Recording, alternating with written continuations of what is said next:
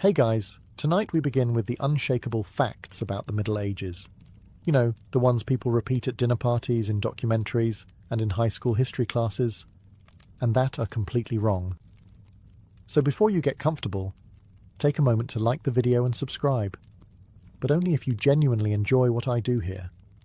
And let me know in the comments where you're tuning in from and what time it is for you. It's always fascinating to see who's joining us from around the world. Now, dim the lights, maybe turn on a fan for that soft background hum, and let's ease into tonight's journey together. One of the most stubborn myths about the Middle Ages is that people thought the earth was as flat as a serving tray. And if you sailed far enough, you'd plunge into the abyss like a medieval lemming. The image is tempting. Nervous sailors peeking over the ship's edge, wondering if they'd see dragons or just a really long fall. Unfortunately for that dramatic mental picture, medieval scholars already knew the earth was round. In fact, they'd known for centuries. The ancient Greeks had measured it with sticks, shadows, and math, which is the historical equivalent of winning a Nobel Prize with a ruler and a bit of sunshine. Eratosthenes did it in the 3rd century BCE, and his method was still taught in the Middle Ages. So no, your average monk wasn't lying awake at night terrified of cosmic cliffs. The flat earth myth actually got popular thanks to 19th century writers who wanted to make the medieval period look like one long cosplay of ignorance. Washington Irving's biography of Columbus painted the explorer as bravely defying all the flat earthers of his day. The reality?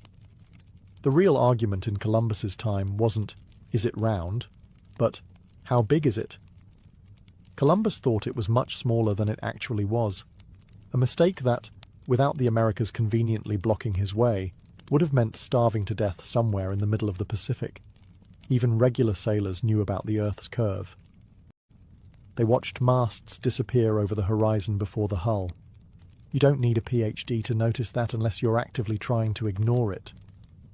Medieval art even showed globes in Christ's hand, and kings posed with them like they'd just invented geography. Not something you'd do if you believed you were ruling over the world's largest frisbee. Ah yes, the classic mental image. Every medieval person was a filthy, flea-ridden creature who feared water like it was witchcraft. Supposedly, they roamed the streets smelling like a combination of wet sheep and disappointment. It's a satisfying caricature, but much like that flat earth nonsense, it's wrong. In reality, medieval Europeans bathed far more than people give them credit for. Public bathhouses were common in towns, often operating as social hubs where people could catch up on gossip, seal business deals, and, in some cases, enjoy additional services for an extra fee. Let's just say some bathhouses were the medieval equivalent of a full-service spa, and leave it at that. Even in rural areas, washing wasn't a rarity. Rivers, lakes, and barrels in courtyards all served the purpose. Soap existed, made from animal fat and lye, and while it wasn't exactly lavender-scented artisanal luxury, it got the job done. Monks had strict washing schedules, and royalty sometimes had private bathrooms complete with heated water. The medieval elite didn't just sit around marinating in their own grime. They commissioned elaborate perfumed baths, often with herbs like rosemary, sage, and mint. Basically, they were doing medieval aromatherapy before it became overpriced in modern wellness stores. So why the myth? Blame later centuries. During the Renaissance, and especially after the 16th century, medical theory shifted toward believing that bathing opened the pores and let in bad air. So ironically, people in later eras bathed less than their medieval ancestors. This means your average 14th century baker was probably cleaner than a 17th century French courtier, though he smelled more like bread than expensive cologne. Of course, bathing didn't always mean entire body scrub. Sometimes it was just washing the face, hands, and whatever else was socially necessary to avoid scandal. But the idea that they avoided water altogether is just lazy historical slander. Even peasants took advantage of rainwater, which was free, clean, and falling directly on their heads whether they liked it or not. The idea that medieval people were all knee-high to a grasshopper is one of history's laziest myths. If it were true, Jousting tournaments would have looked like angry toddlers trying to poke each other off hobby horses. The truth? Most medieval men averaged about 170 centimetres and women around 160 centimetres. Not giants, but certainly not small enough to hide in a wine barrel, though some may have tried during tax season. Archaeologists have dug up enough skeletons to confirm that the Middle Ages produced plenty of tall individuals, especially among the better-fed classes. Knights weren't exactly ducking under doors, but they weren't clanging their helmets on the lintels either. Part of the confusion comes from medieval architecture. Low doorways weren't designed for little people. They were designed for little heat loss. Medieval builders understood insulation better than they understood hygiene, and if that meant you cracked your forehead every time you entered the pantry, so be it. Beds were also shorter, but that's because people often slept half upright, which they thought prevented vapours from suffocating them. Of course, if you'd been breathing medieval air, you'd worry about vapours too. The nobility, with diets rich in meat, dairy, and imported delicacies, often had a height advantage over peasants who mostly lived on bread and cabbage. Chroniclers, eager to please their patrons, inflated royal statues in their writing. So in some accounts, kings loomed like cathedral spires, which is impressive until you realise these same scribes also claimed the monarch could kill a boar with a stern look. Yes, poor nutrition, disease, and grueling labour did stunt some people's growth, but the overall picture is far more varied than the miniature medieval man stereotype suggests. There were lanky guards, stocky masons, and more than a few market women who could knock you flat for asking if their husband was home. So no, the medieval world was not populated by a race of human collectibles. They were people much like us, except with worse dental care and an alarming tolerance for cold drafts. If you believe every high school history textbook from 50 years ago, the Middle Ages were a 1,000-year blackout between the Roman Empire and the Renaissance. No art, no science, no progress, just peasants tilling mud while monks argued about angels on pinheads. In reality, medieval Europe was far from an intellectual wasteland. The period produced universities, Gothic cathedrals, mechanical clocks, and more philosophical debates than a modern internet forum. People didn't stop thinking after Rome fell. They just thought about different things, like how to keep your soup from freezing in January, or whether it was morally acceptable to charge interest on a loan. The dark label comes partly from later Renaissance writers, who like to flatter themselves. By making the Middle Ages look like a cultural pit, they could make their own era seem like a blazing dawn. It's a marketing trick as old as time. To sell your product, trash the competition. Unfortunately, the smear campaign stuck. There's also the problem of lighting. We see medieval interiors today in dim candlelight during reenactments, and our brains translate that into, they lived in darkness. In truth, they had windows, oil lamps, and torches. But yes, it was still darker than your average LED-lit kitchen. And yet people somehow managed to read, write, and create manuscripts so intricate they could make your eyes ache. As for dull, life in the Middle Ages could be anything but. Tournaments featured men in armour knocking each other unconscious for sport. Travelling entertainers performed acrobatics, music, and comedy, some of which would get you banned from YouTube. Markets were noisy, chaotic affairs where you could buy a chicken, hire a scribe, and get your teeth pulled, all in the same street. Sure, there were long, uneventful winters where nothing happened except gossip and stew, but that's true of any era. The difference is, medieval people couldn't distract themselves with television. Instead, they invented elaborate games, told stories, and occasionally staged a festival so wild the church had to step in. Somewhere along the way, people got the idea that medieval Europeans lived on nothing but boiled cabbage and regret. This is partly because modern historians like to focus on what peasants ate, which, granted, was not exactly a Michelin-starred affair. But to claim all medieval food was bland is like judging modern cuisine by gas station sandwiches. The truth? Medieval kitchens could turn out dishes so heavily spiced that your tongue might file a formal complaint. Cinnamon, cloves, nutmeg, ginger. These weren't rare, special occasion seasonings for the elite. They were dumped into meat, fish, and even wine with the enthusiasm of a teenager using cologne for the first time. Spices were expensive, yes, but they were a status symbol, the medieval equivalent of having a sports car parked in your dining hall. And it wasn't just about spice. Cooks in noble households loved colour and spectacle. A roasted peacock might be served with its feathers reattached for drama, or a meat pie might contain live birds that would fly out when cut open. An early form of dinner theatre, though probably terrifying for the birds. Sweet and savoury combinations were popular too. Meat could be cooked with dried fruits and honey, which sounds odd until you realise you've probably eaten pineapple on pizza. Even the common folk had ways to make food more interesting. Ale, onions, herbs like parsley and sage, and preserved fish added variety to the otherwise bread-heavy diet. Sure, sometimes variety just meant this bread is mouldy, but still edible if you scrape it. But it wasn't all misery. Seasonal fairs and markets also offered chances to try exotic goods, like imported almonds, or, if you were really lucky, a slice of candied ginger. The real blandness came during times of scarcity, famines, sieges, or winters, when the cabbage barrel ran dry. That's when meals became survival rations. But when times were good, medieval cooking could be vibrant, flavourful, and sometimes alarmingly experimental. Somewhere, Hollywood decided that a knight in full plate armour was basically a helpless tin can, wobbling around until someone pushed them over like a clumsy fridge. You've seen the image.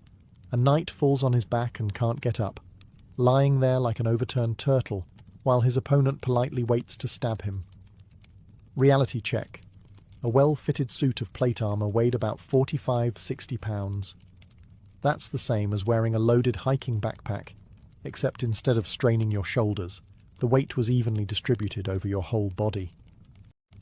Medieval armourers were not in the business of producing metal prisons. They were in the business of keeping you alive while you swung a sword at someone else trying to kill you. Knights could run, jump, mount horses without cranes, and yes, even do somersaults. There are surviving training manuals showing fully armoured fighters grappling, rolling, and wrestling like they were auditioning for medieval WWE. Try doing that in your jeans and tell me who's more restricted. So where did the turtle knight myth come from?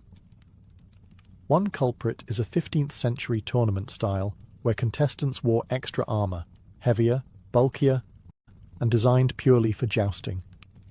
Yes, that made you about as agile as a garden shed, but that wasn't combat armour. That was sports equipment, the medieval equivalent of an American football player's pads. You wouldn't judge a sprinter's speed by watching someone in a mascot costume, would you? Another culprit is Victorian-era reenactments.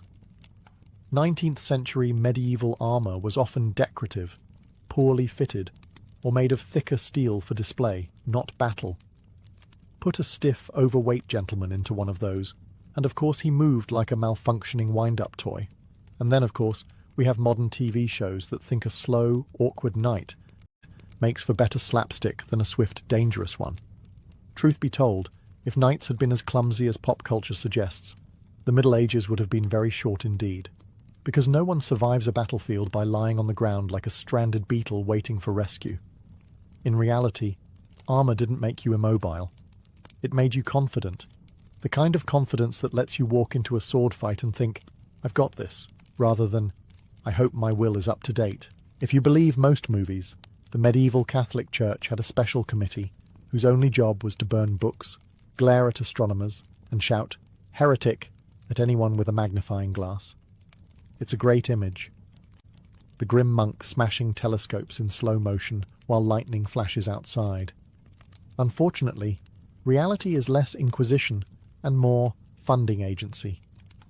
Yes, there were cases where the church clashed with specific ideas. Galileo sends his regards. But the sweeping idea that the medieval church banned science is about as accurate as saying medieval peasants lived in mud huts all year round. Many of the very people doing science back then were clergy.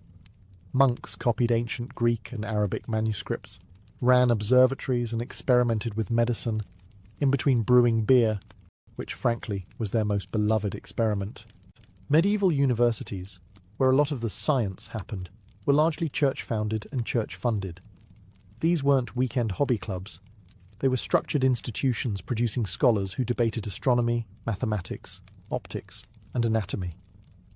The medieval Dark Ages narrative comes partly from Enlightenment writers who thought trashing the Middle Ages made their own era look smarter. Spoiler, smug marketing campaigns are not a modern invention. The Church didn't hate science, it just preferred it to fit within certain philosophical and theological boundaries. If you wanted to claim the Earth was round, no problem. Scholars had known that since antiquity. If you wanted to claim the Earth wasn't the centre of the universe, well, now you were poking at cosmic hierarchy, and that could get awkward at dinner parties in Rome.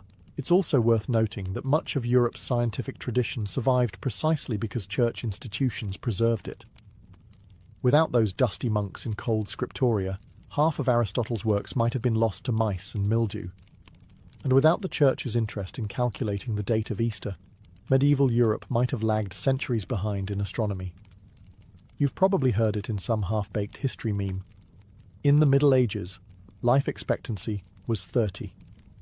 Cue the mental image of a medieval peasant celebrating his 29th birthday, like it's his retirement party. The reality, however, is a bit less tragic, and a lot less fun for the wow, they were so primitive crowd. That number, the infamous 30, is an average. And averages are tricky things. Averages take everyone into account, including babies. And here's the kicker. Medieval infant mortality rates were brutal. A lot of children didn't survive their first 5 years thanks to disease, famine, or simply being too curious around open wells. Those early deaths dragged the average way down. If you made it out of childhood alive, your odds of living into your 50s or even 60s were decent, provided you avoided wars, plagues, and the occasional suspiciously pointed dagger in political circles. Medieval records are full of people who lived long enough to complain about kids these days in Latin. The idea that everyone keeled over at 30 also ignores the existence of elderly monarchs, bishops, farmers, and artisans. Even peasants could, and did, live into old age. Archaeological evidence shows plenty of skeletons with worn-down teeth, healed fractures and arthritis. Clear signs of people who had been around the block for decades. So why do we keep believing the "everyone died young" myth? Because it makes history sound more dramatic, and because saying the average was 30, but that's due to high child mortality, doesn't have the same punch at cocktail parties. Here's a modern analogy. If tomorrow every toddler tragically vanished, grim, I know, but stick with me, the average age of the population would skyrocket. Conversely, if a third of all babies died at birth, the average would plummet, even if the surviving adults were still out there gardening at 75. In short, medieval people weren't biological mayflies.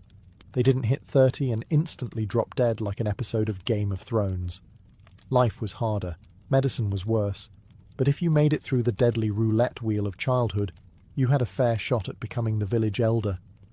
If you believe the movies, every medieval village had a weekly witch-burning day, right after market and just before the pub opened. But despite the fiery reputation, medieval Europe was not actually lighting up the skies with constant witch pyres.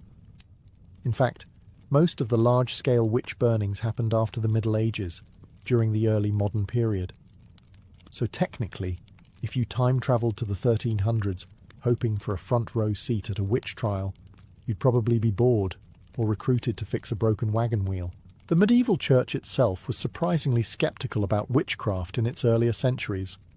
The official line in the 10th and 11th centuries was that most witches were just deluded people or victims of superstition. Some church manuals even stated outright that believing in witches' supernatural powers was itself heresy.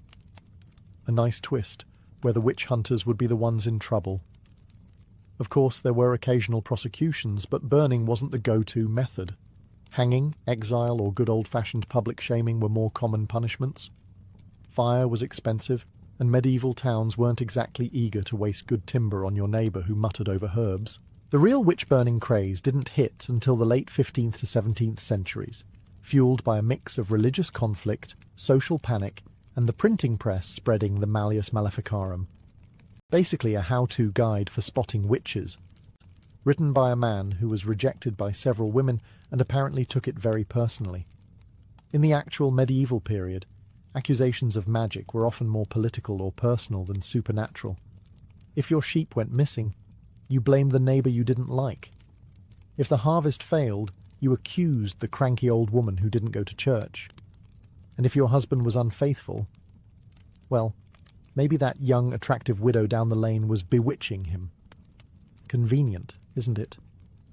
So, while witch-burning has become shorthand for medieval brutality, it's a bit like blaming the 1990s for TikTok. Wrong century, wrong technology, same moral panic. The medieval era had plenty of real horrors, but constant pyres for spellcasters wasn't one of them. In other words, medieval witches spent more time being gossiped about than barbecued. The bonfire stories came later, courtesy of a Europe that had better printing, worse paranoia, and far too much free time. If popular culture is to be believed, medieval peasants were essentially walking mud statues, voiceless, powerless, and just waiting for a knight to gallop over them on the way to a tournament. The truth? They actually had more rights than many people assume, just not the sort you'd brag about on a dating profile. Yes, peasants were at the bottom of the feudal hierarchy, but that didn't mean they were legally invisible. Many were bound to the land as serfs, but they still had recognised rights in manorial courts, which were like local legal clubs, minus the velvet ropes, and plus a lot more disputes over pigs. These courts allowed peasants to challenge fines, settle quarrels, and even sue their lord in some cases, though winning was a bit like winning a staring contest with the sun. They also had access to customary rights, the right to gather firewood, graze animals on common land, or fish in certain rivers. These commons were crucial to survival, and were fiercely defended. Try to take away a peasant's right to gather fallen branches, and you might wake up to find your hayrick mysteriously on fire. Taxes and dues were a burden, yes, but they were usually predictable. Peasants knew what they owed and could sometimes negotiate, which is more than can be said for your internet provider today. And while they owed labour to their lord, there were limits. The lord couldn't just demand you build him a moat because he got bored on a Tuesday. And then there's the myth that peasants never left their village, chained forever to the same patch of dirt.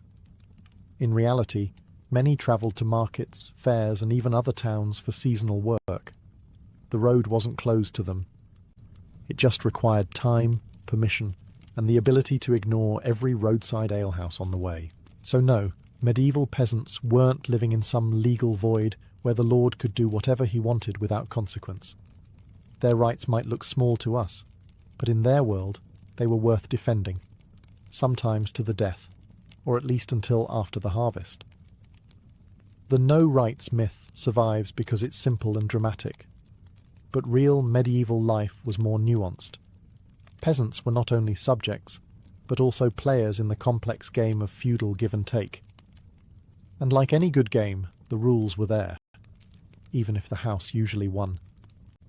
If you picture medieval castles as giant, cold slabs of grey stone looming over a perpetually muddy village, congratulations. You've been watching too many documentaries shot on cloudy days in November. In reality, medieval castles could be surprisingly colourful. And no, I don't mean from bloodstains after a siege. Castles were often plastered and painted in bright, eye-watering colours. Walls might be whitewashed to gleam in the sun, painted in stripes, or decorated with murals. Think less gothic misery, and more medieval Instagram filter set to sunny and gaudy. Even stone walls, when left exposed, were sometimes tinted with pigments to give them a warmer look. It turns out medieval people didn't want to live in a grim, dark set from Game of Thrones. They wanted somewhere that looked impressive, not depressing. Inside, things got even flashier. Great halls were draped with colourful tapestries, not just for decoration, but also to keep out drafts, and to cover up whatever the masons had messed up. Heraldic banners, carved wooden ceilings, and painted shields added splashes of colour everywhere. Floors might be tiled with intricate patterns or strewn with fresh rushes, and yes, those rushes could hide some unmentionable debris. But at least they were replaced regularly. In theory, even the furniture was painted and gilded. Chairs, chests, and beds were often carved and then decorated in reds, blues, and golds. If you walked into a medieval noble's bedchamber expecting grey stone and minimalism, you'd probably need sunglasses. So why do we think castles were depressing? Partly because paint fades and plaster crumbles, leaving the bare stone skeleton behind. Archaeology can tell us they were once colourful, but seeing a ruin in person is like meeting a rock star at 80 and assuming they always looked like that. That's not to say castles were all cosy and cheerful. They were fortresses after all, with draughty passages, uneven stairs, and a smell that was somewhere between wood smoke and horse. But visually, they were built to impress allies, intimidate enemies, and remind peasants who was in charge. In short, medieval castles weren't grey and joyless. They were the architectural equivalent of wearing a crown while shouting your family crest in primary colours. The bleakness is just what's left when the centuries strip away the medieval paint job. The Black Death was, without question, one of the deadliest pandemics in history. It tore through Europe, the Middle East, and parts of Asia in the mid-14th century like a plague-themed carnival ride nobody wanted to be on. But the idea that it killed half the world is ambitious, even for a disease that made medieval doctors think strapping live chickens to your armpits was sound medical advice. In truth, historians estimate it killed between 30% and 60% of Europe's population, which is horrifying enough without rounding it up to half the globe. Entire villages were wiped out, trade routes went eerily quiet, and you could probably buy a house for the price of a turnip, if you could find anyone alive to sell it to you. But the rest of the world, not quite so devastated. China and the Middle East suffered massive losses, yes, but Africa, the Americas, and much of Oceania were untouched. In 1347, half the world didn't even know Europe existed, much less that it was in the middle of a pandemic apocalypse. The notion that everyone was affected is more of a dramatic storytelling flourish, like claiming every medieval knight was a chivalrous hero, or that every princess was blonde. That said, the psychological impact of the plague on affected regions was enormous. People interpreted it as divine punishment, bad air, or the result of foreign merchants with suspicious cargo. Modern germ theory was centuries away, so medieval prevention methods ranged from burning incense to carrying posies to, my personal favourite, avoiding bathing, because they thought it opened the pores to bad air. Spoiler: avoiding bathing did not help. The plague also reshaped economies. Labour shortages meant surviving peasants could demand better pay and conditions. Some even left their manors to work elsewhere, legally or otherwise. This sudden shift in bargaining power was about as welcome to the nobility as a rat in their soup. If Hollywood has taught us anything, it's that in the Middle Ages, every legal dispute could be solved by two people whacking each other with swords until one of them was dead, preferably in the rain, with dramatic music. In reality, trial by combat was more like the flashy legal loophole you could technically invoke, but almost no one actually did. The idea was simple. If you were accused of a crime, you could prove your innocence by fighting your accuser. The thinking went that God would favour the righteous, which sounds noble until you remember that God's will often looked suspiciously like the better fighter won. And yes, this applied even in civil disputes. Imagine suing your neighbour over a stolen cow and ending up in a muddy field, trying not to get your helmet caved in. But trial by combat wasn't the medieval equivalent of Judge Judy. In most places it was rare, regulated, and often replaced by other methods like oaths, witness testimony, or, everyone's favourite, trial by ordeal, which involved things like holding red-hot irons or dunking people in rivers. Combat was expensive, dangerous, and socially awkward if your opponent happened to be your brother-in-law. When it was used, the rules could be bizarre. There were standardised weapons, designated arenas, and even time limits. And contrary to popular belief, it wasn't always to the death. Sometimes the fight ended when one party was too injured to continue, or just yielded because they realised God probably wasn't on their side after all. One of the most famous late examples was the 1386 duel between Jean de Carouge and Jacques Legris in France, immortalised in The Last Duel. It was a big deal precisely because it was so rare by that point. When such trials did happen, they drew huge crowds because, let's face it, medieval entertainment options were limited, and two angry nobles fighting for divine judgment was basically the Super Bowl. By the late Middle Ages, trial by combat had faded into legal obscurity, lingering only as an archaic curiosity. In England, it technically remained on the books until 1819, when some clever defendant actually tried to demand it. And lawmakers quickly realised maybe they should take that option away before someone got ideas. So, no. Medieval courts weren't just armoured brawls in disguise. Most disputes were settled with paperwork, not polearms. Which is probably just as well. Most lawyers can't swing a sword. If you believe the stereotype, medieval medicine was basically just apply leeches until patient stops complaining or stops breathing, whichever comes first. And yes, bloodletting with leeches was a thing. But it wasn't the only thing, and medieval healers didn't just sit around waiting for their next slimy prescription to wriggle into action. In reality, medicine in the Middle Ages was an eclectic mix of inherited classical knowledge, folk remedies, astrology, and the occasional deeply questionable experiment.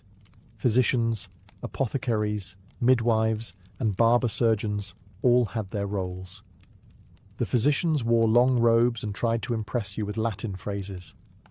Apothecaries dispensed herbs, powders, and mysterious potions, some helpful, some placebo, and some that probably should have come with a may cause death label.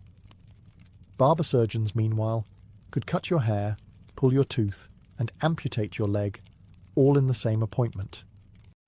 Efficiency at its finest.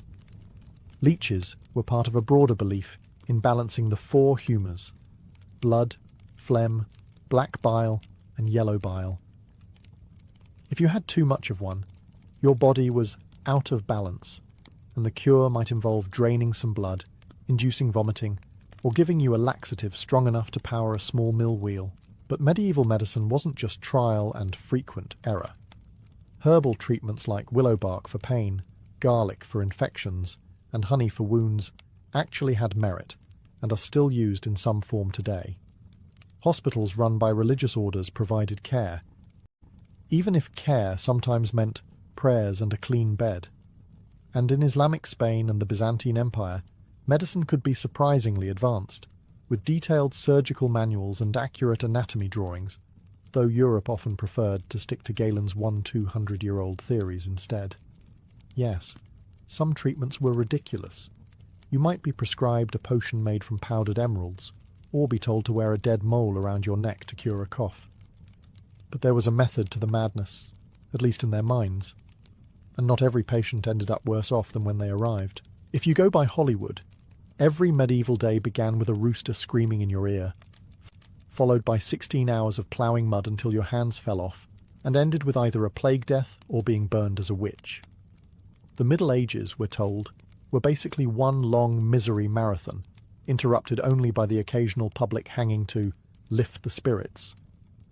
Now, yes, life wasn't exactly a spa retreat. Famine, war, disease, and the occasional Viking raid were very real problems. But the idea that everyone walked around perpetually gloomy, staring at the dirt while sighing is, well, dirt poor history. Medieval people laughed, sang, told jokes, and celebrated whenever they could, often with festivals so raucous they'd make modern music festivals look like Sunday school picnics. Weddings weren't stiff affairs. They were days-long parties with dancing, feasting, and enough wine to make you forget the groom's family still owed you 3 goats. Even peasants had time for sports, games, and elaborate holiday traditions, because if you're going to live without Wi-Fi, you may as well get really good at archery. And the food. Despite the gruel 3 times a day myth, seasonal produce, meats, breads, cheeses, and even imported spices made it to many tables. Sure, not everyone was gnawing on roast swan dusted with saffron, but they weren't living on sadness soup either.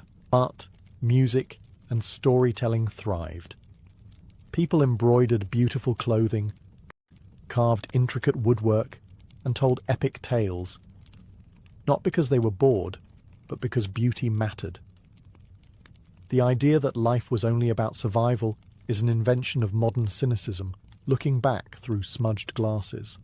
And yes, the average lifespan statistic gets thrown around to prove life was short and miserable, but that number is skewed by high infant mortality. If you made it past childhood, you could easily live into your 60s, which is more than enough time to develop opinions about the neighbour's sheep. Medieval life had struggles, absolutely, but it also had joy, humour, music, and love, all the things that make life worth living. The only people who think the Middle Ages were nothing but misery are the same ones who assume medieval people never bathed. Spoiler. They did, just maybe not as often as you'd like.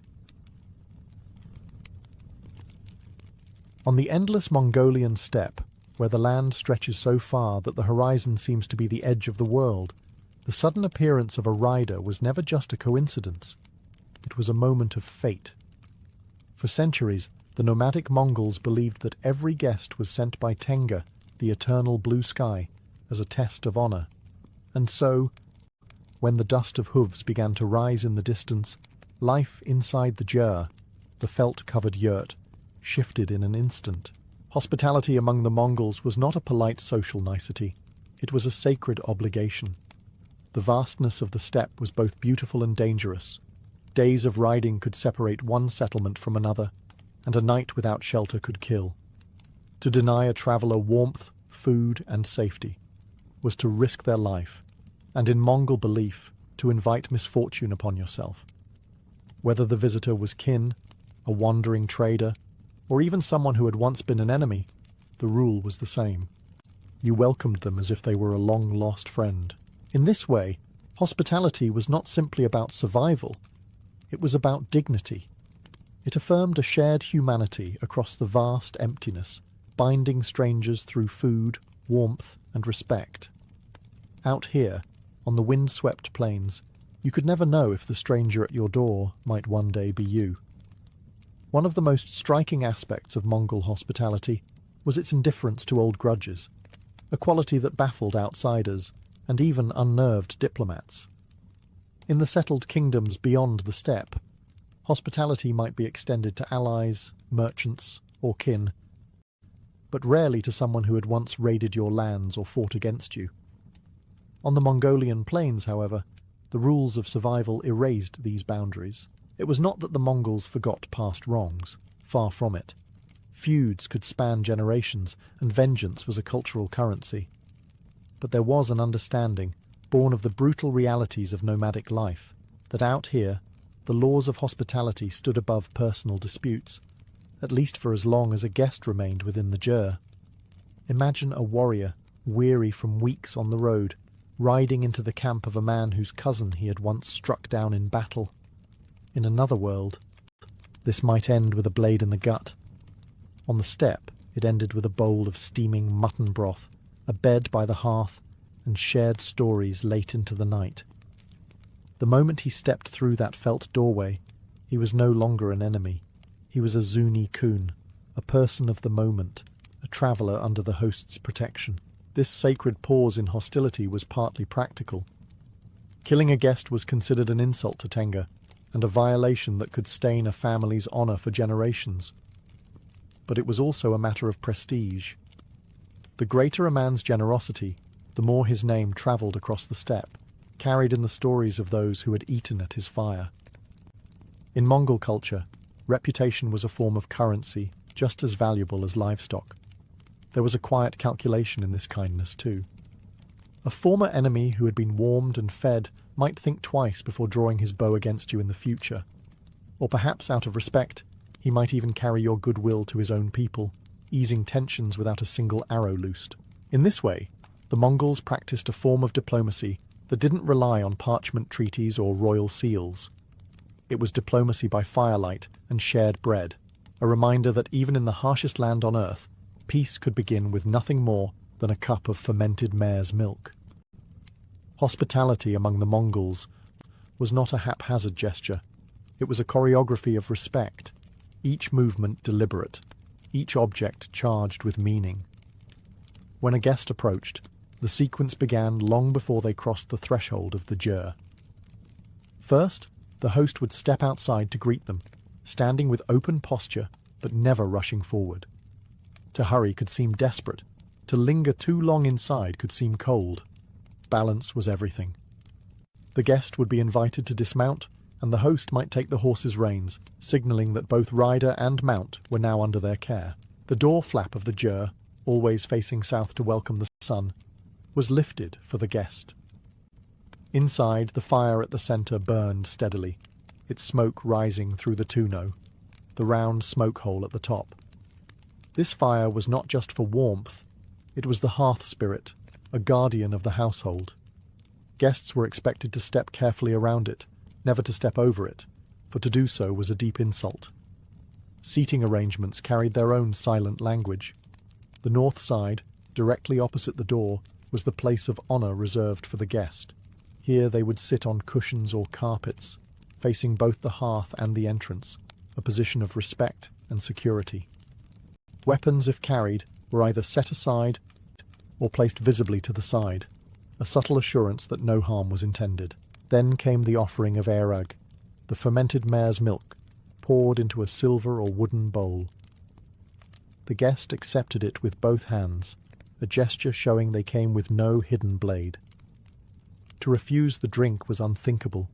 It was to reject not just the liquid, but the bond it symbolized. Alongside it came bread, curds, or meat, depending on the host's wealth and the season. Conversation began slowly, often with blessings and remarks about the weather, safe topics to ease into deeper matters. This ritual wasn't just politeness. It was a way to affirm trust in a land where trust meant survival. Every gesture, from how the bowl was held to where the guest sat, reinforced the idea that for this moment, beneath this roof, they belonged. For the Mongols, these steps weren't formalities. They were a living thread to their ancestors, binding the present to centuries of tradition. On the Mongolian steppe, food was never just nourishment. It was an unspoken contract. To share a meal was to share trust, and once you had eaten at another's fire, there existed an invisible thread between you that was not easily cut. This was especially true when the offering was airag, the fermented mare's milk that stood at the centre of nomadic hospitality. Airag was more than a drink. Its creation was a labour that reflected the rhythm of the steppe. Mares were milked several times a day. The milk poured into a leather bag hung by the jir's entrance, where it would be stirred and churned each time someone passed. This constant motion transformed it into a lightly alcoholic, tangy brew, both refreshing and symbolic. To accept it was to accept the protection of the household. To drain the bowl was to seal that acceptance. Alongside the airag came the solid companions of the nomadic table. Bortsog, small fried bread pieces, offered a crisp sweetness that contrasted with the drink's sour tang. Arul, dried curds hardened by sun and wind, were a test of the teeth and a reminder of the steppe's unforgiving nature, food designed to last through long journeys. If the family had slaughtered an animal recently, the guest might be served hot mutton soup, rich with fat, accompanied by thick noodles or dumplings known as booze. The order in which these foods were offered carried meaning. Airag almost always came first. It was the initial handshake between host and guest. Bread or curds followed to steady the stomach. Meat was the ultimate sign of honour, for livestock were wealth, and to serve fresh meat meant the host had parted with something valuable for your sake. Eating together was not a rushed affair. The guest was encouraged to take seconds, thirds if they could, for a full belly was proof of a host's generosity. In turn, the guest might leave behind small gifts, a handful of tea bricks, a pouch of tobacco, or simply the promise of returned kindness on another day. In this exchange, food and drink became something more than sustenance. They were a treaty written in flavour, understood across languages and borders. On the vast steppe, where ink and parchment were rare, such treaties were far more enduring. The Mongol steppe was never an isolated realm. It was a crossroads. Merchants from the Silk Road, Persian envoys, Chinese scholars, and even bewildered European travellers all found themselves at the flap of a Mongol jur, blinking into the warm glow of the hearth after days or weeks in the merciless wind. And regardless of origin, creed, or appearance, they were welcomed according to the same sacred code that bound every nomadic household. For outsiders, this welcome could feel almost unreal.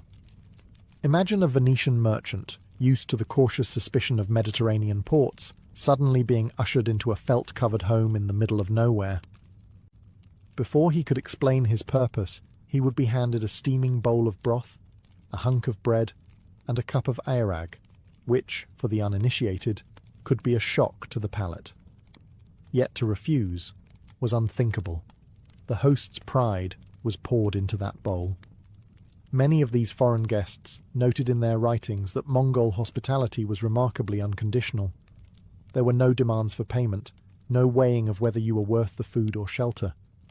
That said, a wise traveller knew to offer some token in return before departure: tea, cloth, beads, or even a song from their homeland.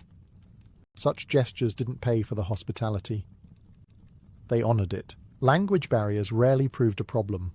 The rituals of welcome, seating the guest in the place of honour, offering food with both hands, refilling their cup before it was empty, spoke louder than any words.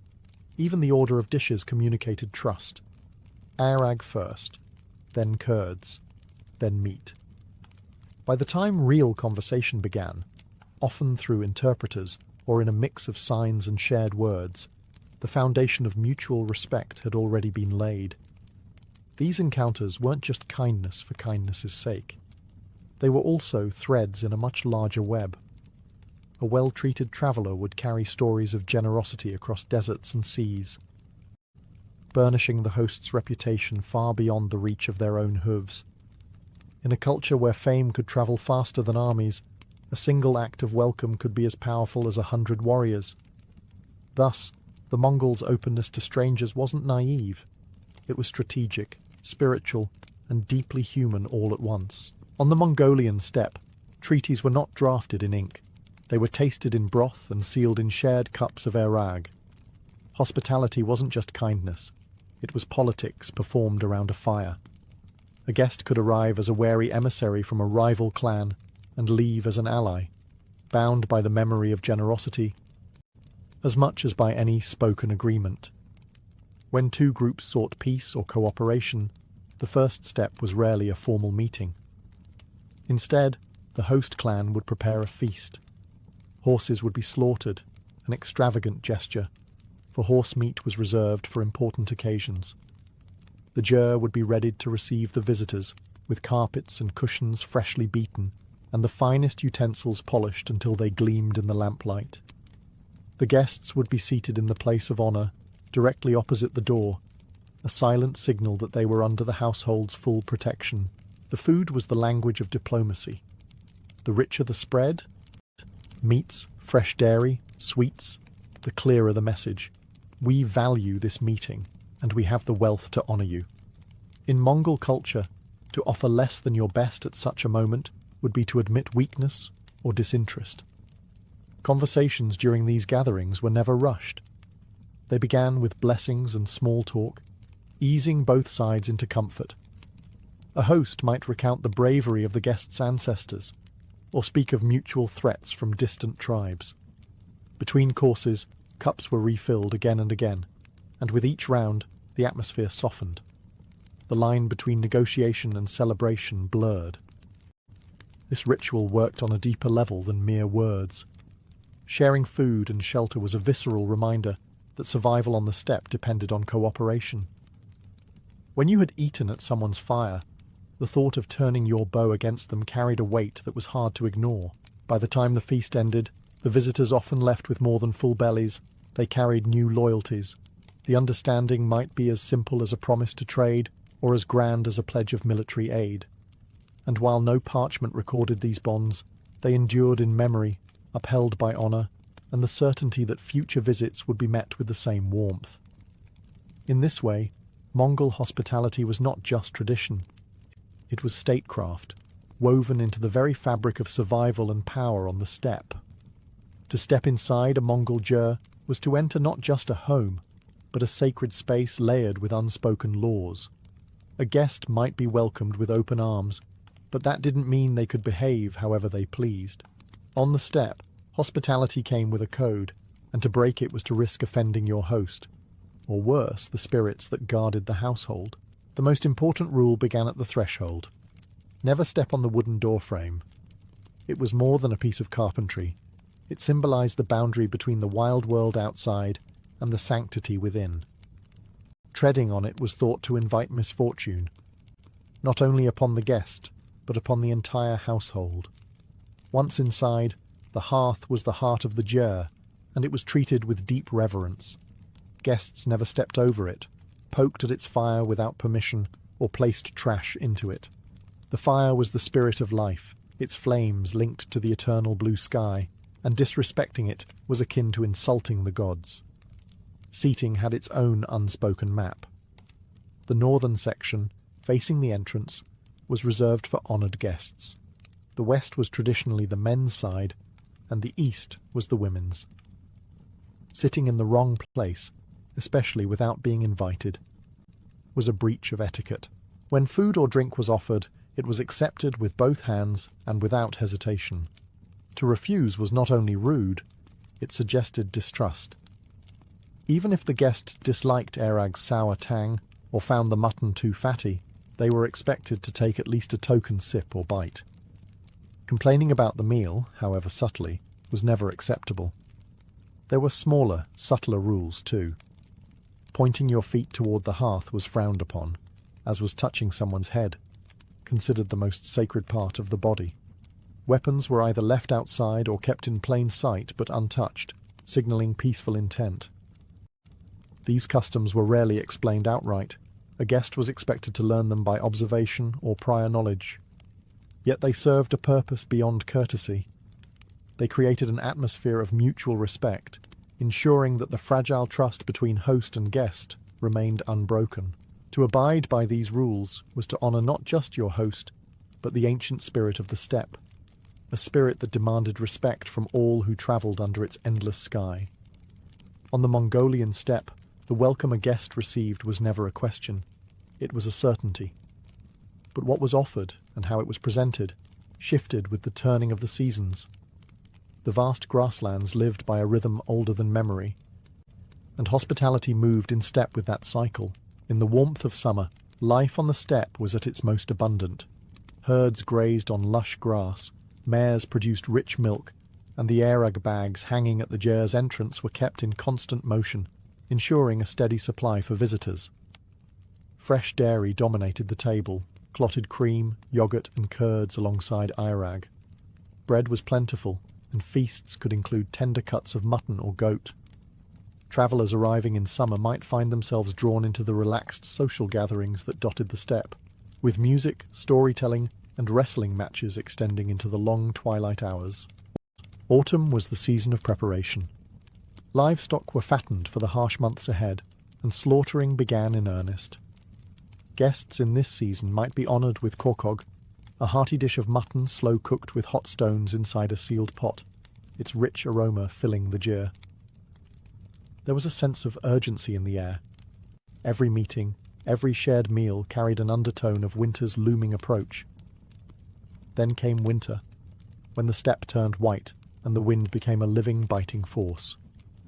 Hospitality in this season was as much about survival as tradition. Fresh milk was scarce. Erag gave way to salty milk tea, heavy with butter for warmth and energy. Meat, often dried or frozen in the open air, was the primary fare, sometimes boiled simply to conserve fuel. Guests were invited to sit closer to the hearth, and conversation was subdued, broken by the howl of the wind outside. To turn away a traveller in winter was unthinkable. It was to send them to their death. Spring brought a fragile renewal. Grass returned slowly, and herds began to produce milk again, though supplies were thin. Hospitality was modest in this season, yet no less sincere. A bowl of fresh milk, a small portion of cheese, a promise of better days ahead. In every season, the essence of Mongol hospitality remained unchanged: to offer what you had without hesitation, and to remind the traveller that even in the most unforgiving land, there was still warmth to be found. Though the Mongol Empire has long since faded into history, the code of hospitality that once bound warriors, herders, and traders still breathes in the gyr smoke rising over the modern steppe. In cities like Ulaanbaatar, life may be faster, and skyscrapers have replaced yurts in the skyline, but travel beyond the paved roads, and you will find the same ancient welcome waiting. Today, many Mongol families still live nomadically, moving their herds with the seasons, setting up their gyrs under the vast open sky.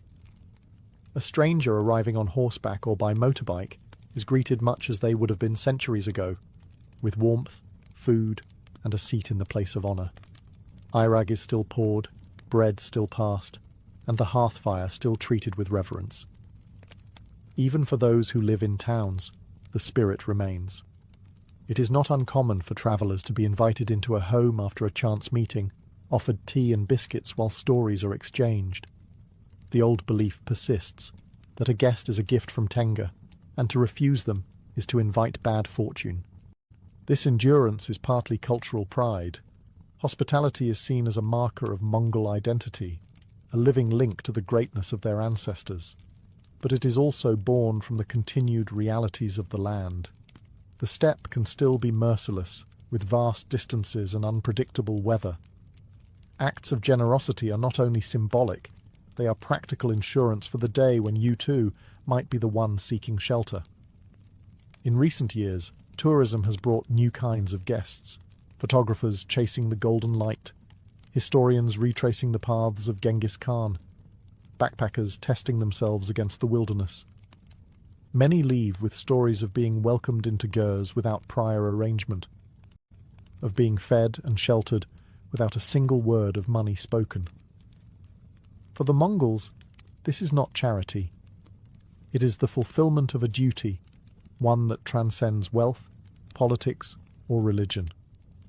As long as the eternal blue sky watches over the steppe, they believe the old ways must continue. Thus, Mongol hospitality endures, not as a quaint relic, but as a living, breathing tradition, still powerful enough to turn strangers into friends, and sometimes even former enemies into allies. By the autumn of 1614, Japan was a land outwardly at peace, but inwardly bracing for another storm. The Tokugawa shogunate, founded by Tokugawa Ieyasu after his decisive victory at the Battle of Sekigahara in 1600, now ruled from Edo. Officially, Ieyasu had retired, handing the title of shogun to his son Hidetada. In reality, the old warlord still pulled the strings of power, watching the nation with the wary eyes of a man who knew how quickly unity could shatter. Only one serious rival remained: the Toyotomi clan, once the ruling power of Japan under the legendary Toyotomi Hideyoshi. His son, Toyotomi Hideyori, had been just a child when Sekigahara ended his family's dominance. Now in his early 20s, he was a symbol for all who disliked Tokugawa rule. Hideyori was no mere relic of a fallen dynasty. He was wealthy, politically connected, and, most dangerously, entrenched within Osaka Castle, the mightiest fortress in the land. Osaka Castle was more than just stone walls and watchtowers. It was a statement of Toyotomi power. Massive moats, towering ramparts, and storehouses packed with enough food and supplies to withstand a prolonged siege. Merchants, masterless samurai, and ambitious lords still gravitated toward its protection, swelling its garrison. The castle's position in the heart of Japan gave it strategic importance. If a rebellion flared, Osaka could serve as both a rallying point and an impregnable base. Rumours began to swirl through the country. Whispers of Toyotomi allies gathering, of weapons being stockpiled, of secret letters sent to daimyo still loyal to Hideyoshi's memory. The Tokugawa court in Edo heard these reports with increasing alarm. For Ieyasu, this wasn't just about military threat. It was about the possibility of the Toyotomi becoming a political alternative to his rule, drawing discontented warriors like moths to a flame. In public, the two sides maintained a facade of civility. In private, both prepared for the inevitability of war. Ieyasu, the seasoned strategist, understood that to secure the Tokugawa shogunate for generations, the Toyotomi presence in Osaka had to be erased completely. Hideyori, raised in a world of shifting loyalties, knew that to survive, he could not show weakness. The stage was set. Two great houses, one old and calculating, the other young and defiant, both locked in a silent contest of wills beneath the watchful eyes of the entire nation. The fragile peace was about to break. The road to the siege did not begin with a sudden clash of swords, but with deliberate moves in a political game that Tokugawa Ieyasu played better than anyone alive. He knew that open aggression without cause could turn neutral daimyo against him. Instead, he needed a justification, something that would make war seem not just inevitable, but righteous. The spark came in the form of a temple bell. In 1614, the Toyotomi funded the recasting of a great bell for the Hokoji temple in Kyoto. Upon its completion, an inscription was engraved with a Buddhist prayer for peace, ending with the phrase, Kokka Anko, may the nation be at peace. A harmless blessing to most eyes, but to Ieyasu, or rather to those reading the message on his behalf, the specific arrangement of characters could be interpreted as a curse against the Tokugawa clan. The character for peace sat in a way that seemed to separate Ieyasu from long life, and the shogunate pounced on this as evidence of Toyotomi insolence. It was a flimsy pretext, but in the charged political climate, it was enough. Ieyasu's envoys accused Hideyori of plotting rebellion. Letters were dispatched across Japan, warning daimyo that the Toyotomi were preparing for war and must be dealt with before they could destabilize the realm. Many lords, eager to prove loyalty or simply avoid suspicion, began supplying troops and provisions to the Tokugawa cause. For Hideyori, the accusation was both insulting and dangerous. Advisors urged him to make peace, perhaps by sending hostages or dismantling parts of Osaka Castle's fortifications. Yet there was a defiant current in the Toyotomi camp. Many believed that yielding now would only hasten their end. Samurai, loyal to his father's memory, flooded into Osaka, some of them ronin who had nothing left to lose.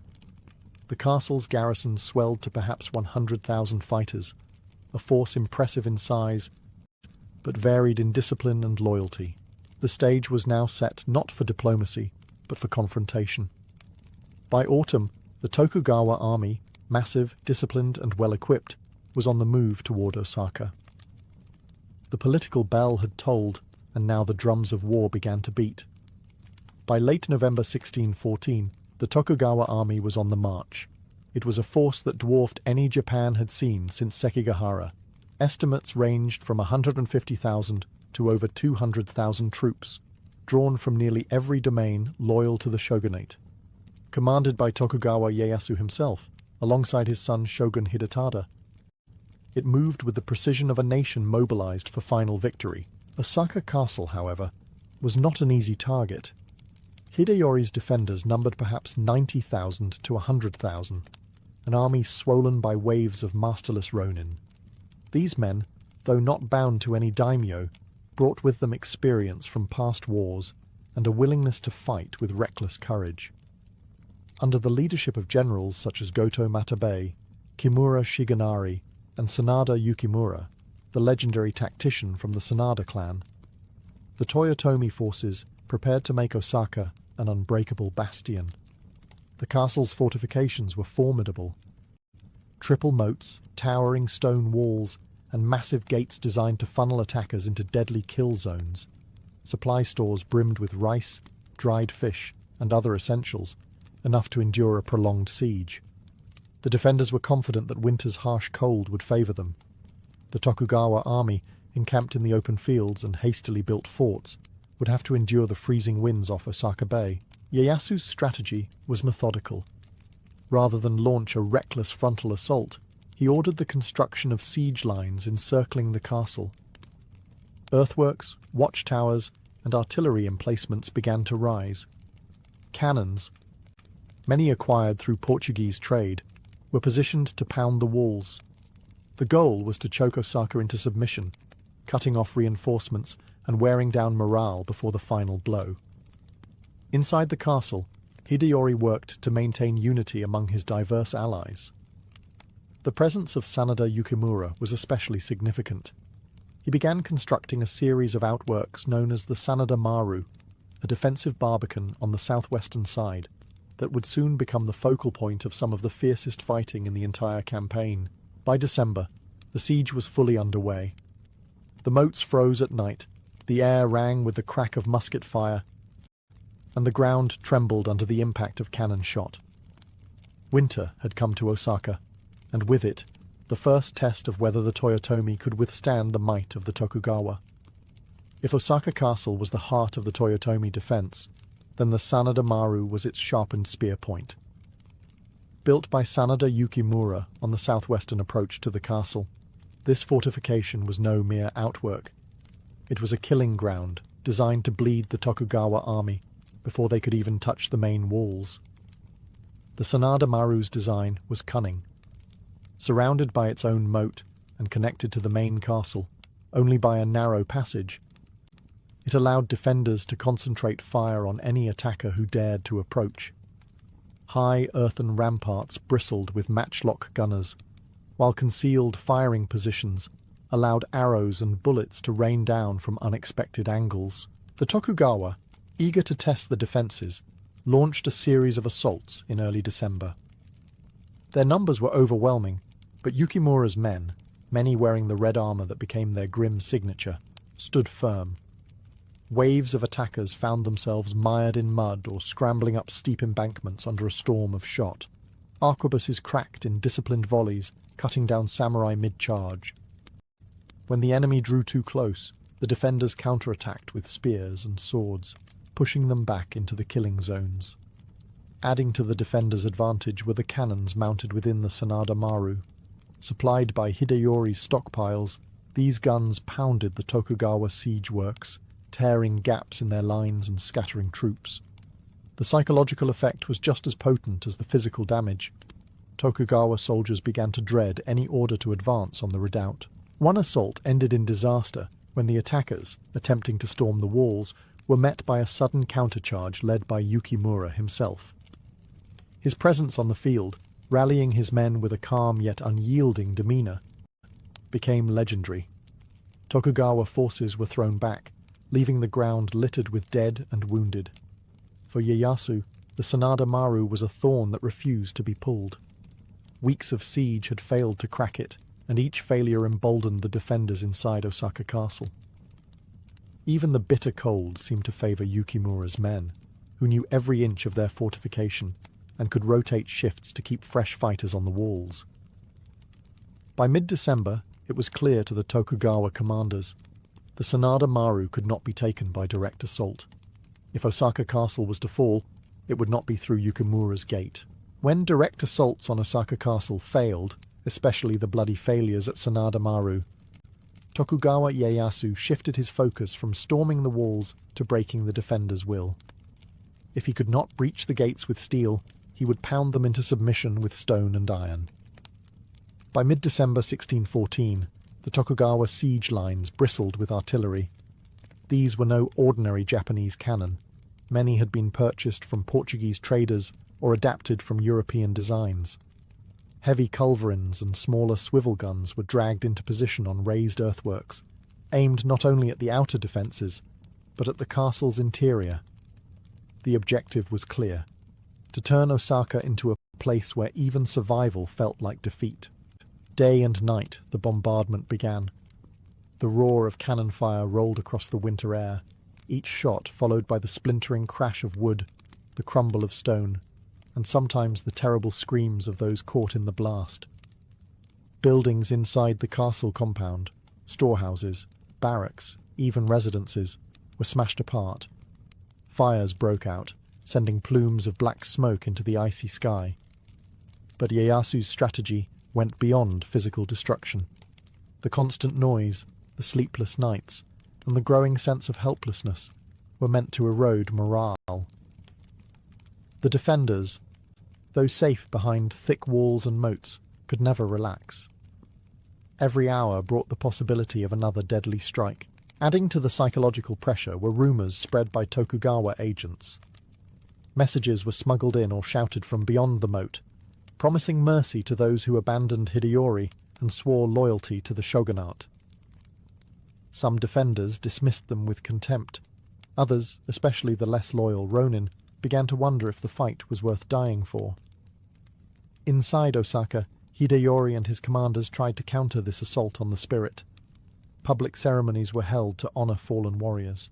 Food was distributed generously to keep up morale. Sanada Yukimura continued to lead inspections of the walls, a visible reminder that leadership was still strong. Still, the weight of the siege could be felt. The people of Osaka Castle were enduring not just a military campaign, but a slow, grinding war on their senses. Ieyasu knew that in siege warfare, victory often went to the side that could endure the misery longest, and he was betting on the Tokugawa. By late December 1614, weeks of bombardment had taken their toll.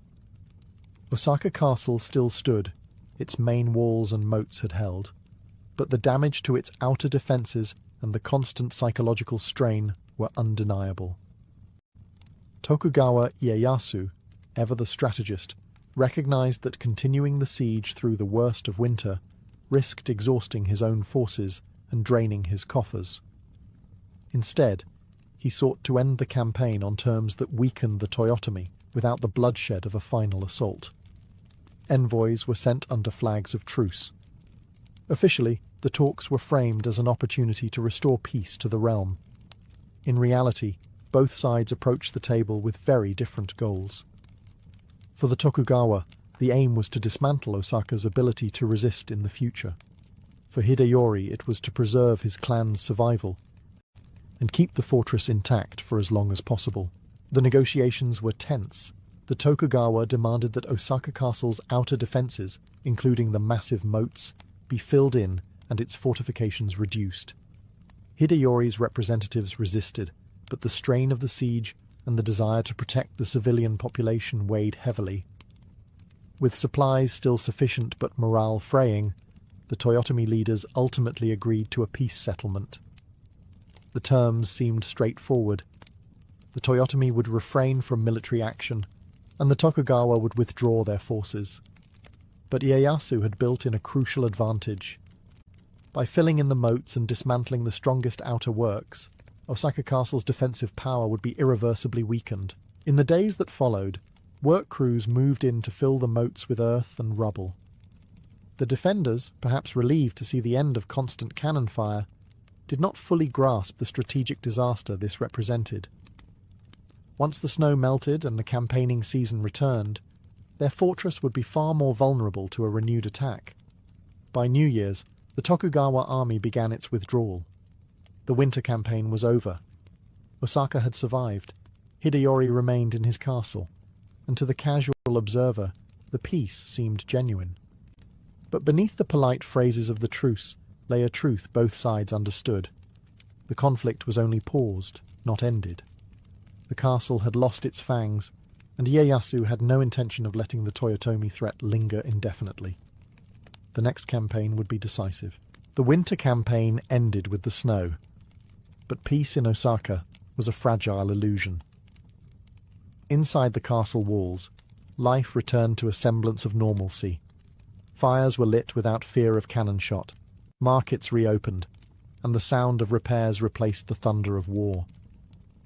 Yet everyone knew the truce was a thin layer of ice over deep, cold waters. The moat-filling clause of the treaty had gutted the castle's defensive strength. The massive moats that had once kept Tokugawa troops at bay were now shallow ditches or flat earth, leaving the walls exposed to direct assault. Some Toyotomi retainers whispered that accepting such terms had been a fatal mistake, while others insisted it had been the only way to save Osaka from destruction in winter.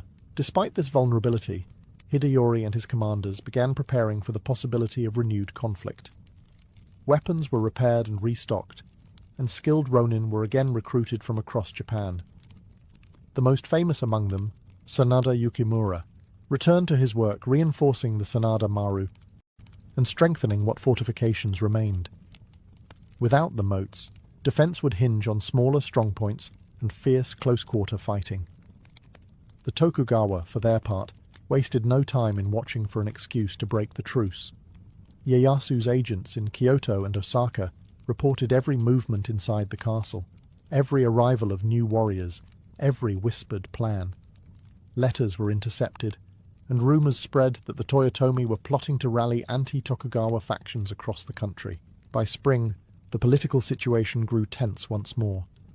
Ieyasu accused Hideyori of violating the peace terms, pointing to the recruitment of more ronin as proof of hostile intent.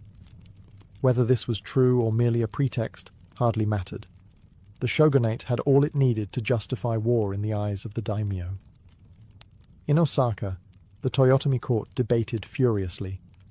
Some urged Hideyori to negotiate again, to send hostages to Edo in a last attempt at reconciliation. Others argued that the Tokugawa would never be satisfied until the Toyotomi name was erased entirely, making resistance the only honourable path. By early summer of 1615, the time for debate was over. The Tokugawa armies began to mobilize once more, this time under the warm skies of the campaigning season. The summer campaign was coming, and for Osaka Castle it would be the last stand. In May 1615, the Tokugawa army marched once more toward Osaka, this time with no intention of negotiation. The force was immense, over 150,000 soldiers, a mix of samurai, ashigaru, and allied domain troops from across Japan. At its head were Shogun Hidetada and the ever-watchful Tokugawa Ieyasu, now determined to erase the Toyotomi threat once and for all. The Toyotomi, though outnumbered, had not been idle. Hideyori had gathered roughly 55,000 defenders, many of them veteran ronin hardened by years of wandering after Sekigahara. At the forefront was Sanada Yukimura, once again tasked with shoring up the castle's defences despite the absence of the protective moats. His strategy would be aggressive, meeting the Tokugawa in the field before they could fully encircle the castle. The first major clash came at Domyoji, where Toyotomi forces under Goto Matabei attempted to halt the Tokugawa advance. Matabei's troops fought fiercely, but a combination of poor coordination and overwhelming enemy numbers forced them into retreat. Matabei himself was killed in the chaos, a devastating loss for Toyotomi morale. Meanwhile, at Yao and Wakai, other Toyotomi detachments tried to check the Tokugawa flanks. Sanada Yukimura led one such force in a series of daring counterattacks, using his deep knowledge of the terrain to harass and delay the enemy. His red-armoured troops struck like lightning, inflicting heavy casualties before withdrawing to avoid being surrounded. Despite these spirited defences, the weight of Tokugawa manpower began to tell. The loss of the moats meant that the enemy could push siege lines dangerously close to Osaka Castle itself. Cannon fire once again shook the walls, and Tokugawa sappers worked to undermine the gates. By mid-June, the Tokugawa had tightened their grip. Skirmishes erupted almost daily, with the defenders launching sorties to burn siege works and disrupt supply lines. But each sortie cost men the Toyotomi could not replace. Inside the castle, the atmosphere was tense, but resolute. There was no expectation of mercy should they fall.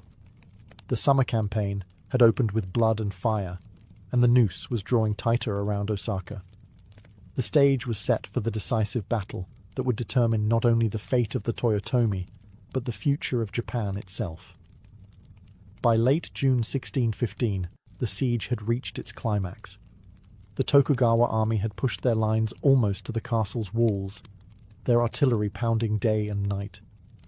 Fires broke out across the outer compounds, and every hour brought the defenders fewer places to retreat. Sanada Yukimura, the unshakable heart of the Toyotomi resistance, knew the end was near, but he refused to surrender without one last stand. The decisive clash came at the Battle of Tennoji, fought just outside Osaka's southern gate. Yukimura led a desperate counterattack, rallying his red-armoured troops into a furious charge that momentarily broke the Tokugawa lines. It was a brilliant, almost suicidal maneuver, and for a brief moment it seemed the Toyotomi might turn the tide. But the enemy's superior numbers closed in from all sides, and Yukimura was mortally wounded in the chaos. His last reported words, encouraging his men to fight on, echoed through the ranks even as his banner fell. With their greatest commander gone, Toyotomi forces collapsed under relentless pressure. The Tokugawa surged forward, breaching the weakened gates and flooding into the castle grounds. Fighting raged through courtyards and corridors, steel flashing in the smoke-filled air. Civilians and warriors alike scrambled for safety, though for many there was none to be found. In the main keep, Toyotomi Hideyori and his mother, Yodogimi, chose not to fall into enemy hands. As flames consumed the surrounding buildings, they committed seppuku, ending their lives in the warrior tradition. The keep itself was set ablaze, its great timbers cracking and collapsing as the sky over Osaka turned black with smoke. By evening, the siege was over. The Tokugawa had won a total ruthless victory. The Toyotomi clan was erased from political power, and Osaka Castle lay in ruins. The city, once a vibrant centre of trade and culture, was left scarred and silent. For Tokugawa Ieyasu, this was the final act in the unification of Japan. With his rivals destroyed, his family's control over the country would last for more than 2 centuries. But the price was steep. The siege of Osaka had claimed tens of thousands of lives and left behind a legacy of both awe and tragedy, remembered as the last great battle of Japan's age of the samurai. Kutulun was born around 1260, when the Mongol Empire was still one of the largest and most feared realms in history. She was a direct descendant of Genghis Khan through her father, Kaidu, the powerful Khan of the Chagatai Khanate, a ruler whose authority stretched over much of Central Asia. This was not a peaceful, settled land of stone cities and quiet fields. Kutulun's childhood unfolded on the endless steppes, where survival depended on speed, strength, and an intimate understanding of the land. Life for a Mongol child began in the saddle. Horses were as essential as air and water, and Kutulun learned to ride before she could walk steadily. From her earliest days, she was trained in the ways of her people, drawing a bow while galloping at full speed, wrestling with older siblings until the dust rose, and reading the moods of the wind and the herd. These were not pastimes. They were skills that meant the difference between life and death in a world defined by war and mobility. Her father, Kaidu, was locked in constant political and military struggle with his cousins in the Great Khan's court, particularly Kublai Khan in China. This environment meant Kutulun grew up not in the sheltered luxury of a palace, but in military camps, surrounded by warriors, strategists, and the constant movement of armies. The clang of weapons and the shouts of soldiers were as familiar to her as the songs sung around the evening fire.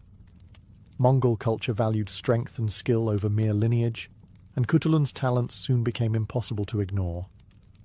Even as a child, she could ride longer, wrestle harder, and shoot straighter than boys older than her. She was not encouraged to follow the traditional path of a Mongol noblewoman, arranging marriages and managing the domestic side of a nomadic household, but to train alongside her father's warriors. Her mother and other women of the camp still taught her the domestic skills expected of a noble's daughter, but Kutulun's destiny was already shaping into something different. Her parents understood that in the harsh, competitive political landscape of the late Mongol Empire, a daughter who could command respect on the battlefield would be as valuable as any son. By the time she reached her teenage years, Kutulun had already begun to carve out a reputation, not simply as Kaidu's daughter, but as a warrior in her own right.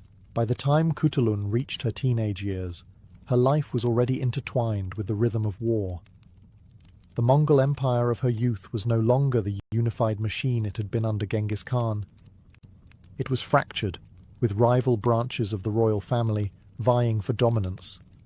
Her father, Kaidu, was one of the most formidable of these claimants, a military leader whose defiance of Kublai Khan placed him in constant conflict with the Yuan dynasty to the east and rival Khanates to the west. In this turbulent world, Kutulun did not remain a mere observer. She rode alongside her father's army, not as a ceremonial figure, but as an active participant. Campaigns were grueling affairs, long rides across deserts and mountains, sudden clashes with enemy scouts, and full-scale battles where the fate of whole regions could shift in a day. Cutulun proved herself in these environments, wielding her bow and spear with the precision of a seasoned warrior. Contemporary accounts, particularly those from the Venetian traveller Marco Polo, describe her as unmatched in the field. He claimed she could seize an enemy soldier from horseback, drag him back to her own lines, and do so without breaking her pace. This was no exaggeration, meant to romanticize her image. Mongol cavalry tactics demanded such feats, and Cutulun excelled at them. Her father valued her presence not only for her skill in combat, but also for the morale it inspired. Soldiers fought harder, knowing Cutulun rode among them, a living symbol of their cause and proof that courage was not limited by gender. Her white horse became a recognizable sight on the battlefield, and her red-lined armor marked her as someone not to be underestimated. It was during these campaigns that Cutulun developed the fierce independence and tactical mind that would define her later fame. She learned to read the flow of battle, to anticipate enemy maneuvers, and to strike at the perfect moment. These were not skills acquired in training alone. They were forged in the chaos of real combat, where mistakes cost lives. By her early 20s, Cutulun was not just the daughter of Kaidu, but one of his most trusted commanders.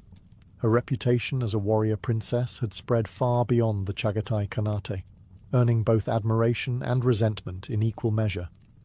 Among the Mongols, wrestling, Burk, was more than a sport. It was a test of strength, agility, and honor, performed at festivals, celebrations, and gatherings of the tribes. Victory in the wrestling ring could bring prestige equal to triumph on the battlefield. For Cutulun, whose skills already matched the finest warriors, it was another arena in which to prove herself. As the stories go, Cutulun issued a challenge to the men of the steppe. She would only marry the man who could defeat her in wrestling. This was no idle boast. Wrestling among the Mongols was a contest without weight divisions, and her opponents would be full-grown warriors, many of them veterans hardened by war. Yet Cutulun knew her own strength. Years of training in horseback riding, archery, and the brutal physicality of steppe life had given her a body and reflexes built for this exact kind of contest. When the first suitors came forward, the matches ended quickly. Cutulun's technique was clean and decisive. She would hook a leg, shift her weight with lightning speed, and send her opponent sprawling in the dust before the crowd had finished cheering. Her victories were not just physical, but psychological. Each man who fell to her added to the aura of her invincibility. But her challenge wasn't just about strength, it was a way of controlling her fate. In a time when noble marriages were often political arrangements, Cutulun used wrestling to set her own terms. If no man could beat her, then no one could force her into a union she didn't want. As her fame grew, more suitors tried their luck, some travelling from distant lands for the chance. Yet all met the same fate, thrown to the ground and sent away with bruised pride. The challenge became a matter of legend, whispered in markets and sung by bards. To win Cutulun's hand, you must first throw her to the earth. No one ever did. For the crowds, it was entertainment. For Cutulun, it was a statement. She would be no passive prize in the games of men.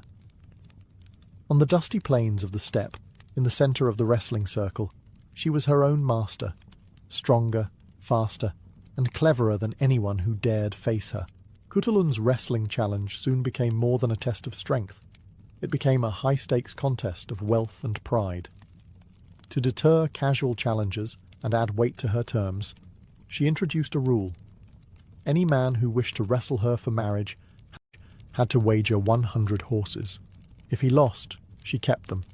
If he won, he would gain both the horses and her hand. In the horse-rich culture of the Mongols, this was no trivial bet. Horses were the lifeblood of the steppe, transport, wealth, and status all in one. To wager 100 meant risking a significant portion of one's fortune. It also meant that the men who dared face her were not only confident in their strength, but willing to gamble a small empire of hooves. Cutulun did not disappoint her supporters.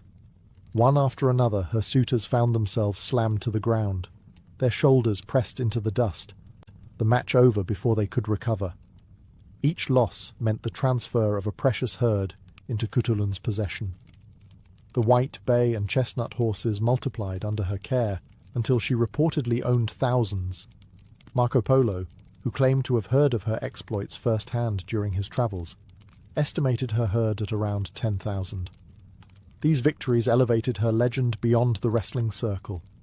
She was no longer just the warrior princess who rode into battle. She was the undefeated champion whose skill had built a fortune in living, breathing wealth. For some, she became a figure of admiration. For others, a source of frustration. Every man who failed to beat her lost more than horses. He lost face in front of the entire tribe. But the wager was never purely about greed. By demanding such a high stake, Kutulun ensured that only the most determined would dare to try, filtering out the half-hearted and the foolish. It was also a way to keep control of her marital fate. No father, no Khan, could force her to accept a match that hadn't been earned in the ring. By the time her herd reached its legendary size, Kutulun's challenge had become the stuff of song and story. Suitors still came, but they came knowing that the odds were against them, not because she was lucky, but because she was the best. While her wrestling victories brought her fame across the Mongol world, Kutulun's true power lay in the saddle, where the games of sport turned into the deadly contests of war. Her father, Kaidu, was constantly engaged in campaigns against rival Khans, and Kutulun was not content to watch from the sidelines. She rode in the thick of battle, her red-trimmed armour glinting in the sun, her bow and spear never idle. Contemporary reports, including those of Marco Polo, claimed she was unmatched in the art of seizing enemies alive from horseback. In the chaos of battle, she would single out a rider, close the distance at full gallop, and wrench him from his saddle in one powerful motion, dragging her captive back through the melee to her own lines. This feat required more than raw strength. It demanded precision, timing, and the fearless nerve to charge headlong into danger. Her presence in the army was more than symbolic. Kaidu often entrusted her with leading flanking attacks or securing vital positions on the battlefield. The men under her command respected her not simply because she was their Khan's daughter, but because she had proven herself again and again in combat. Warriors fought harder with Kutulun nearby, inspired by the sight of a commander who could best them in sport and match them in war. The fusion of her wrestling and military reputations created a unique image. Kutulun was not only a champion of the wrestling ring, but also a living weapon on the steppe. Her skill in both arenas reinforced her authority and autonomy in a way that few women, even among the Mongols, could achieve. Her enemies, however, did not share this admiration. In the courts of her rivals, Kutulun was painted as a dangerous figure, one whose defiance of marriage norms and prowess in battle upset the balance of political alliances.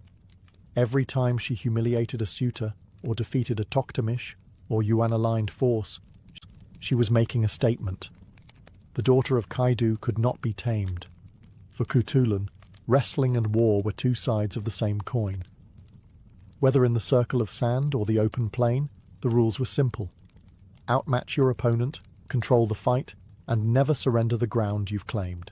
Kutulun's life was not only shaped by her own feats, but by her deep loyalty to her father, Kaidu Khan, ruler of the Chagatai Khanate. Kaidu was a shrewd and determined leader, a cousin and fierce rival of Kublai Khan, the powerful ruler of the Yuan dynasty in China. Their rivalry was more than personal. It was a clash over the future of the Mongol Empire itself. Kublai embraced the trappings of Chinese imperial rule, while Kaidu clung to the traditional nomadic ways of Genghis Khan. In this high-stakes power struggle, Kutulun was more than a daughter. She was Kaidu's most trusted lieutenant. She accompanied him on military campaigns against Kublai's forces and other Mongol factions that sought to challenge his rule.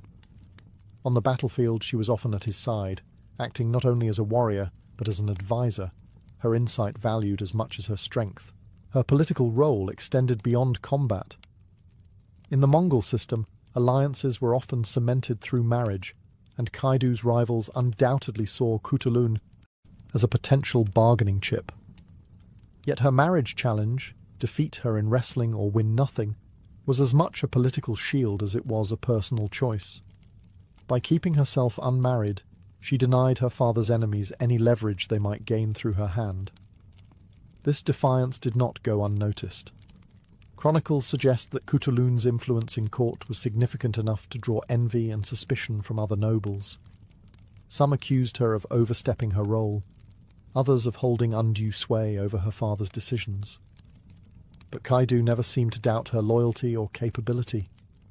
To him, Cutulun was an essential part of his campaign, to preserve the independence and traditions of their branch of the Mongol Empire. Her closeness to her father also meant she shared in his political burdens. When Kaidu's wars dragged on, bringing strain to the Khanate's resources and alliances, Cutulun was there to negotiate truces, rally troops, and keep wavering allies in the fold. Her presence reminded everyone that Kaidu's leadership was backed by more than bloodline. It was defended by a warrior who embodied the spirit of the steppe. In those years, Cutulun's identity became inseparable from her father's cause. She was not only his protector and champion, but also his heir in spirit, the living proof that the old Mongol ways were still alive and undefeated. In 1301, Cutulun's world shifted forever. Her father, Kaidu Khan, the unyielding ruler who had fought for decades to keep the Mongol Empire's heartlands independent from Kublai Khan's influence, died after years of war and political maneuvering. His passing left a dangerous power vacuum in the Chagatai Khanate, and with it came the question, who would lead? Kaidu had reportedly considered Cutulun as a successor. She had been his most trusted military commander, his closest advisor, and the child who best understood his vision for preserving the traditions of Genghis Khan's nomadic empire. But Mongol politics, despite their pragmatic nature in many areas, were still dominated by male leadership. For Cutulun to ascend would require more than skill and loyalty. It would require overcoming entrenched rivalries and the ambitions of male relatives who saw themselves as rightful heirs. The succession crisis quickly turned bitter. Several of Kaidu's sons and male allies maneuvered for power, forming temporary alliances and breaking them just as quickly. Cutulun, though deeply respected, faced whispered accusations that her wrestling career and unmarried status made her unsuitable to rule. Some saw her independence as a strength. Others viewed it as a threat to the political marriages and alliances that held the Khanate together. Even without an official title as Khan, Cutulun remained a formidable force. She commanded her own following of loyal warriors and held vast wealth, her thousands of horses symbolizing not just her personal success, but her ability to reward allies. She played the dangerous game of steppe politics, supporting and opposing claimants when it suited her, always protecting her father's legacy and the stability of the Khanate. Yet the very qualities that made her a legend also made her a target. Rivals spread rumors, some claiming she was too domineering, others alleging she had overstepped by holding authority equal to men. In this environment, trust was rare, and betrayal was a constant threat. Cutulun's dream of leading in her father's stead ultimately faded in the face of political realities. A male relative, Duwa Khan, emerged as a dominant figure, consolidating power. Still, Cutulun retained her autonomy and her influence, continuing to shape the politics of the Khanate from behind the scenes, never relinquishing the independence that had defined her life. In the years after her father's death, Cutulun remained a figure impossible to ignore on the Mongol steppe. Though she never officially took the title of Khan, her wealth, military skill, and loyal following ensured she continued to wield real power. She rode in campaigns when necessary, settled disputes among her allies, and maintained a degree of independence rare for any Mongol noble, especially a woman. Her vast herds of horses were still a living symbol of her undefeated wrestling career, and they gave her both economic clout and the ability to support warriors in times of conflict. Even the Khans who now ruled the Chagatai Khanate tread carefully around her. She was no ordinary princess to be commanded, yet with influence came the weight of rumour. Some claimed she had finally married, possibly for political reasons, though no match was ever confirmed in the chronicles. Others whispered darker tales, fabricated by rivals, accusing her of taking lovers in secret or even plotting treachery against her kin. None of these stories were proven, but on the steppe, rumour could be as deadly as the sword. Her later years were marked by shifting alliances in a turbulent political landscape. The Mongol Empire's great unity had long fractured, and the Chagatai Khanate faced both internal rivalries and external threats. Kutulun, ever the tactician, played the game carefully, lending her strength where it would preserve her standing and protect her people. The circumstances of her death around 1306 are shrouded in mystery. Some accounts claim illness took her, others hint at assassination, suggesting that her independence had finally made her too dangerous for the men in power. The Venetian traveller Marco Polo, who had heard of her exploits during his time in the Mongol realms, left no record of her end, only her astonishing life. Whatever the truth, Kutulun's legend did not fade. She remained in the memory of her people as the undefeated wrestler, the fearless warrior, and the woman who could not be forced into submission, whether in marriage, in politics, or in combat. Centuries later, her story would inspire characters in art and literature, her spirit riding eternally under the eternal blue sky she had served all her life. Centuries after her death, Kutulun's name still rides on the winds of the steppe. In Mongolia, Central Asia, and beyond, she remains a figure who defied expectations, living on her own terms in a world where power was usually measured in the strength of men's arms and the alliances they forged. She proved that a woman could command both fear and respect, not by exception, but by mastery. Her legend as an undefeated wrestler became the centerpiece of her story. Not one man ever bested her in the circle, and her wager, 100 horses per loss, transformed her into one of the wealthiest and most feared figures of her time. This feat alone made her unique among the descendants of Genghis Khan, blending athletic dominance with political savvy. In the Mongol oral tradition, Kutulun is remembered alongside the greatest warriors of her era. She is celebrated for her loyalty to her father, her skill in battle, and her refusal to be used as a pawn in political marriage games. Folk songs and tales recast her as the ideal of the strong, independent Mongol woman, one who embodied both beauty and ferocity. Her story also travelled far beyond the steppe. Marco Polo's accounts carried her fame into Europe, where her image mingled with legend and myth. Over time, her life inspired works of fiction and even opera.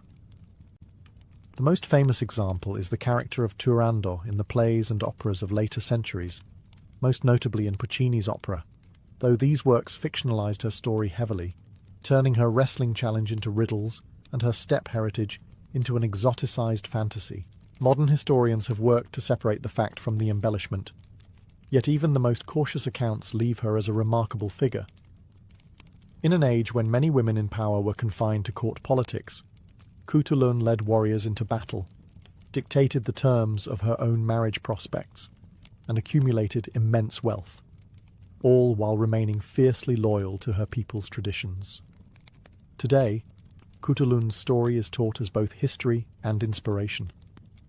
She stands as proof that the Mongol Empire, despite its male-dominated leadership, had space for extraordinary women to rise through strength, cunning, and courage. Her life was a declaration, carried across centuries: strength knows no gender, and freedom is worth more than any crown.